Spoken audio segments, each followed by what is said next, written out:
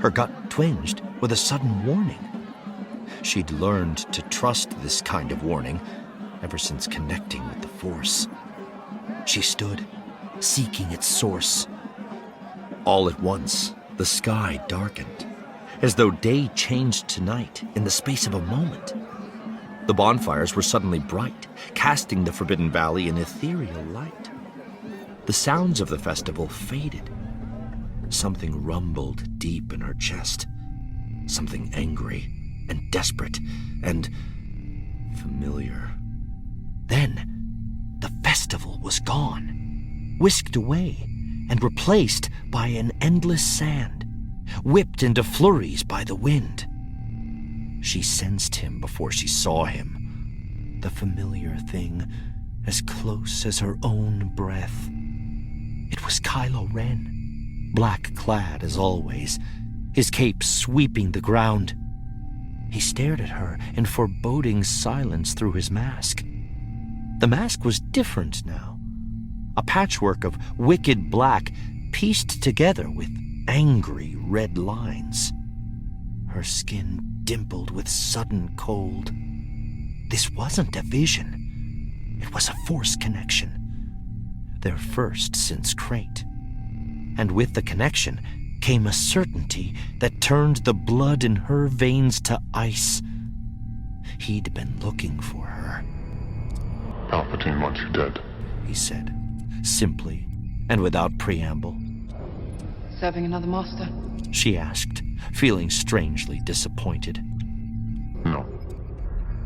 I have other plans. Of course he did. I offered you my hand once. He said in that maddeningly calm voice. You wanted to take it. She didn't deny it. Why didn't you? You could have killed me. She said. Why didn't you? You can't hide, Rae. Not from me. It did something strange to her, to hear her name on his lips. Had he ever spoken it aloud before? She couldn't remember.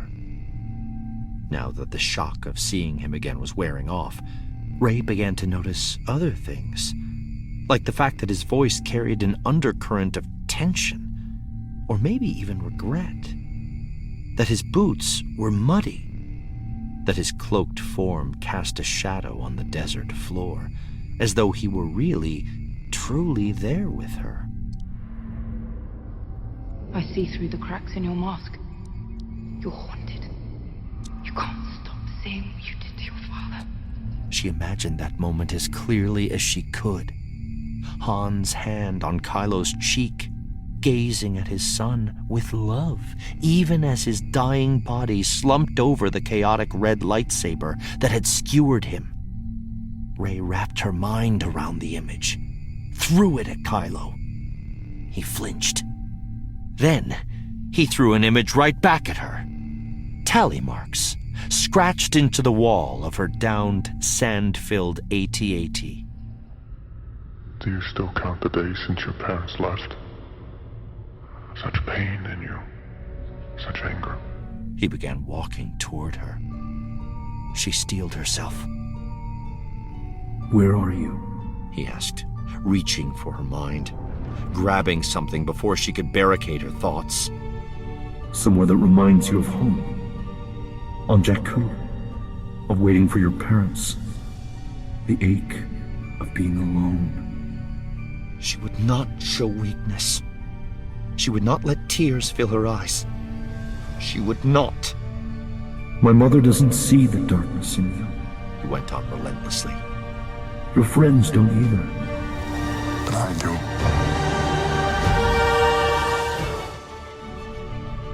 And that was Kylo's mistake, because he was deeply wrong about all of it.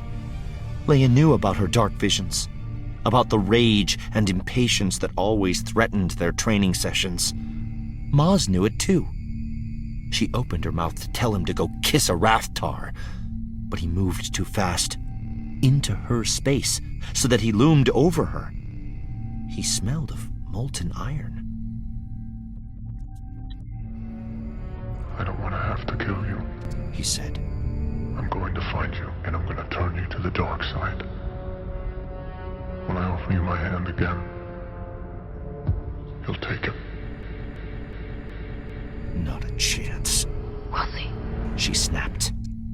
Before Rae could blink, he ripped the necklace from her neck, leaving her nape stinging. The ground tilted. The empty desert disappeared, and Rae was back at the festival, Aki whirling around her.